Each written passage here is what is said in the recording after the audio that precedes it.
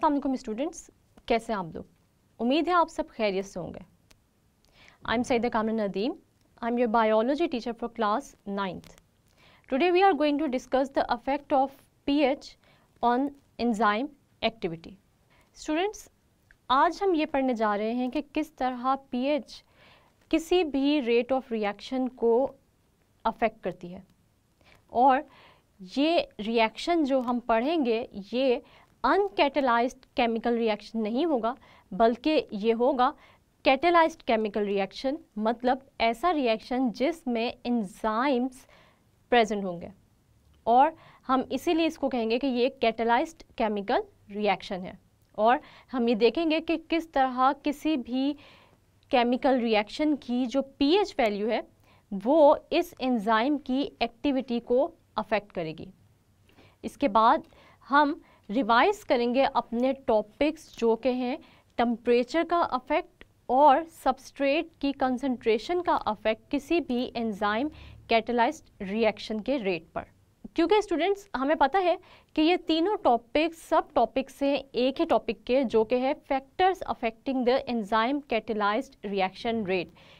और हम इन तीनों टॉपिक्स को आज एक दफ़ा रिवाइज भी करेंगे ताकि आप लोगों को ये तीनों टॉपिक्स अच्छे से रिकॉल हो जाए और जो भी कंफ्यूजन बाकी है वो भी दूर हो जाए। तो सबसे पहले हम ये देख लेते हैं कि पीएच जो हमारा आज नया टॉपिक है, यानी कि पीएच का क्या इफेक्ट होता है एंजाइम कैटेलाइज्ड रिएक्शन पर। स्टूडेंट्स, हम ये देखते हैं सबसे पहले कि किसी भी सॉल्यूशन की एसिडिटी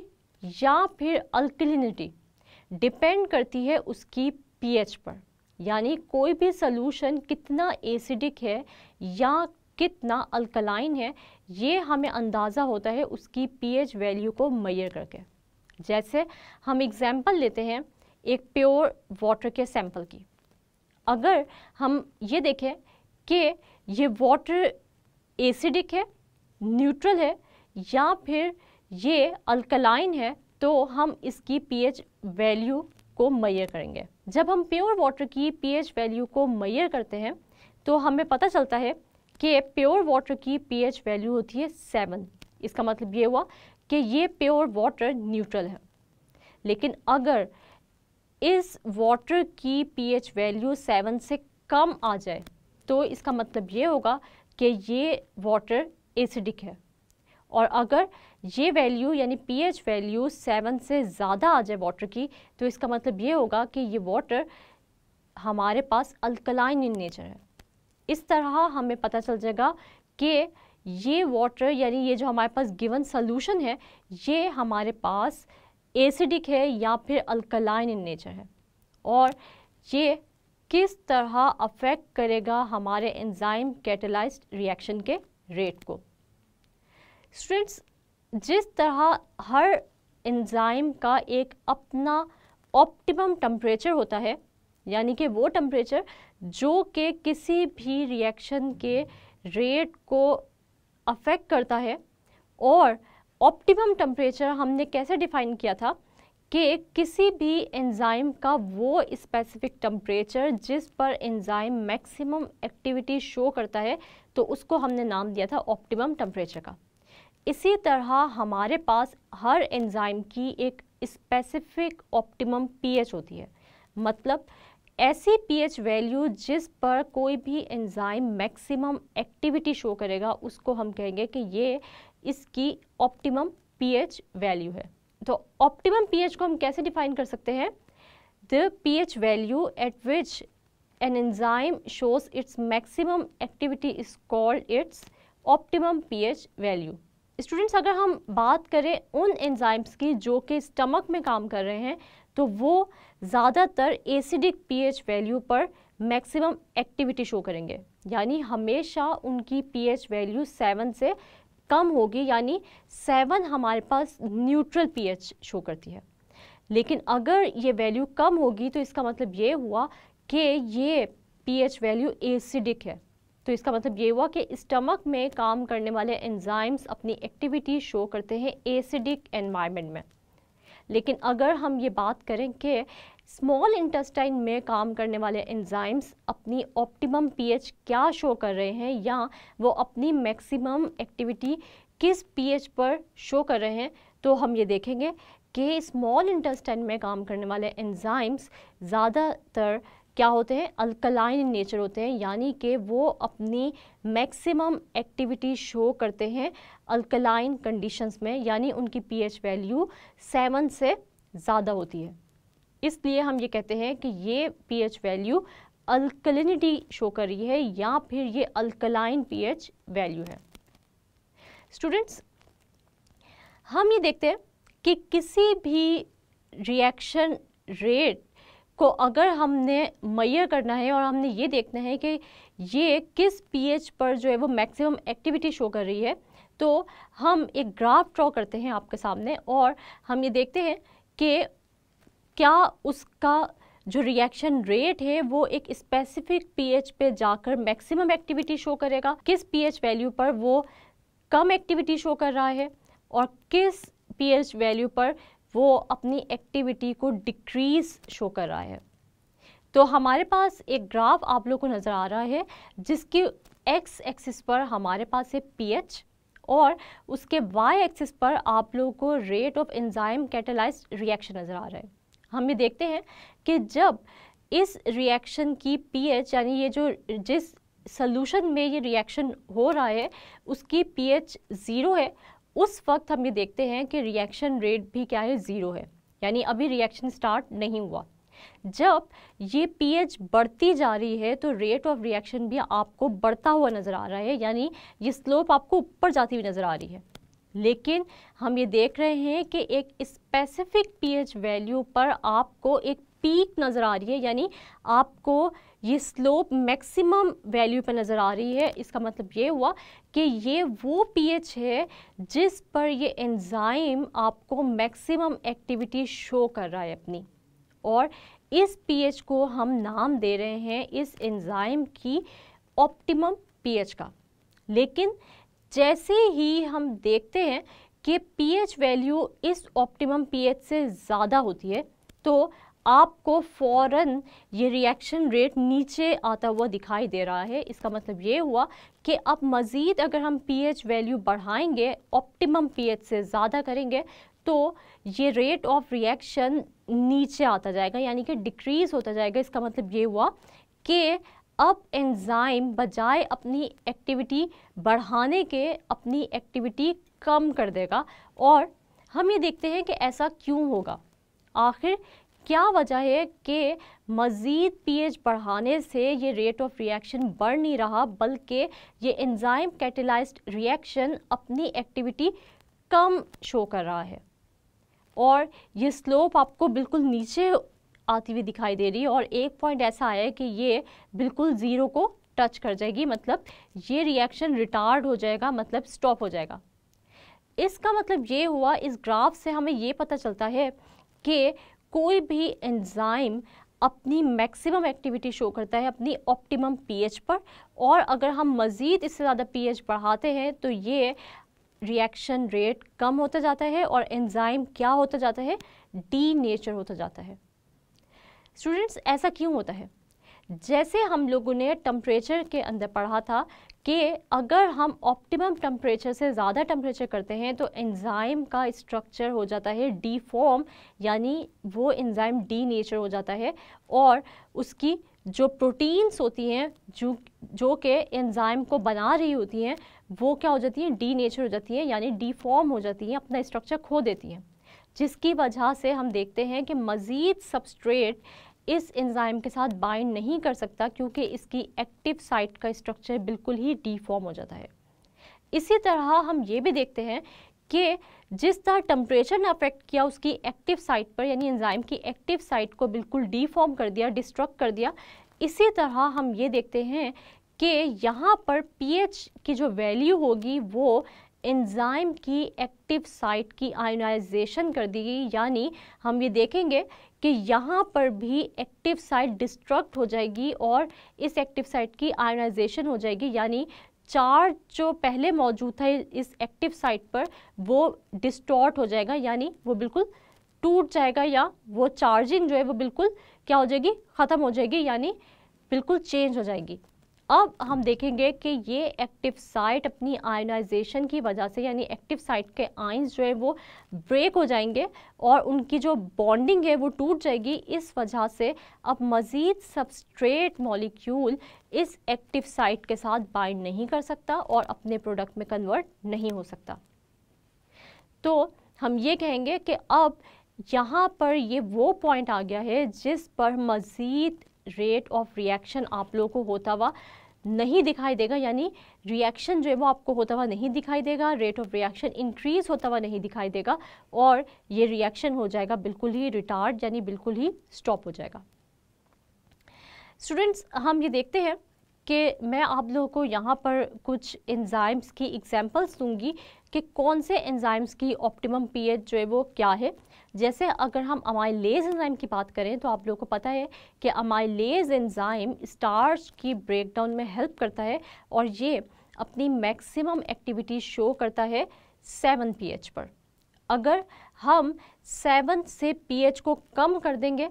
या फिर हम इस pH को 7 से ज़्यादा कर देंगे तो शुरू में तो हम देखते हैं कि अमाइलेज की एक्टिविटी आपको नीचे जाती हुई नज़र आएगी, लेकिन अगर बहुत ज़्यादा हम पीएच चेंज करेंगे, 7 से बहुत नीचे कर देंगे यानी बहुत एसिडिक कर देंगे पीएच को, या फिर हम 7 से बहुत ज़्यादा पीएच कर देंगे यानी बहुत अल्कलाइन पीएच कर देंगे, तो हम ये देखेंगे कि मज़ीद जो अमाइलेज एंजाइम है वो अपनी एक्टिविटी शो नहीं करेगा, क्योंकि इसकी एक्टिव साइट की हो जाएगी आयोनाइजेशन और मज़ीद सबस्ट्रेट इस अमाइलेज के साथ बाइंड करके अपने प्रोडक्ट नहीं बना सकेंगे। इसी तरह अगर हम पेप्सिन की बात करें तो पेप्सिन की जो ऑप्टिमम पीएच है वो है 1.5 से 1.6 तक, यानी हम ये देखते हैं कि पेप्सिन वो एंजाइम है जो कि गैस्ट्रिक जूस में प्रेजेंट होता है और ये एसिडिक पीएच पर अपनी मैक्सिमम एक्टिविटी शो करता है।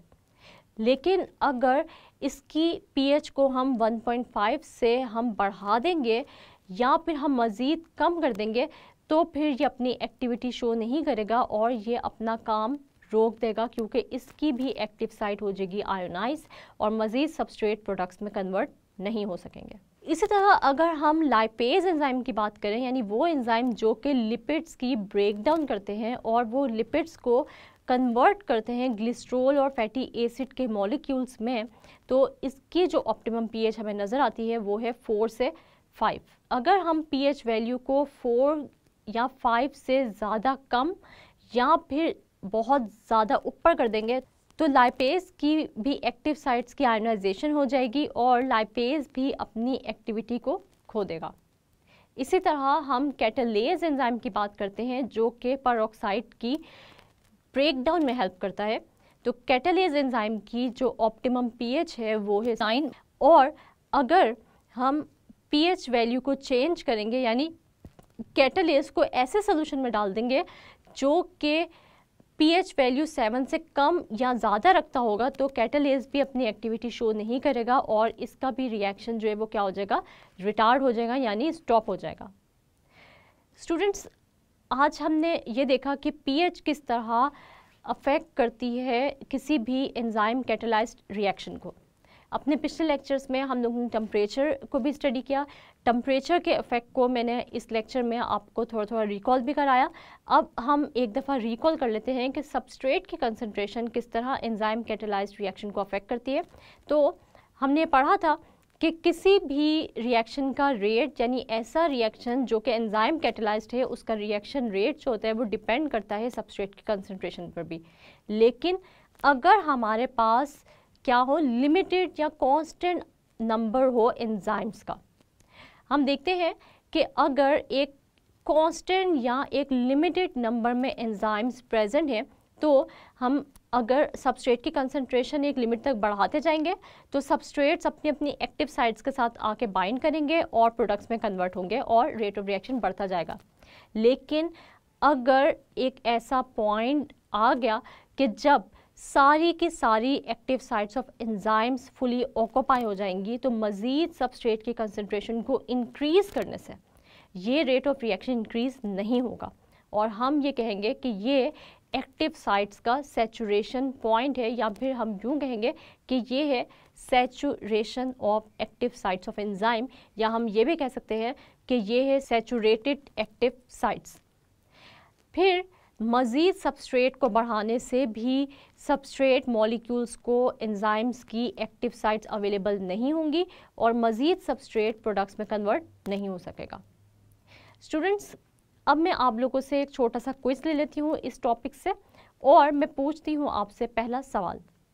अगर आप लोगों को ये क्वेश्चंस नहीं आएंगे तो आप लोगों ने अपनी बुक पर ये तीनों टॉपिक्स में मौजूद जो डेफिनेशंस हैं उनको हाईलाइट करना है, एग्जाम्पल्स को हाईलाइट करना है और अच्छे तरीके से प्रिपेयर कर लेना है अपने एग्जाम्स के लिए। तो पहला सवाल मैं आप लोगों से पूछती हूँ कि define optimum temperature. Optimum temperature को हमने कैसे डिफाइन किया था? The temperature at which enzyme shows its maximum activity is called its optimum temperature. यानी ऑप्टिमम टेम्परेचर हम किसको कहते हैं? वो टेम्परेचर जिस पर एंजाइम अपनी मैक्सिमम एक्टिविटी शो करता है वो होता है उसका ऑप्टिमम टेम्परेचर।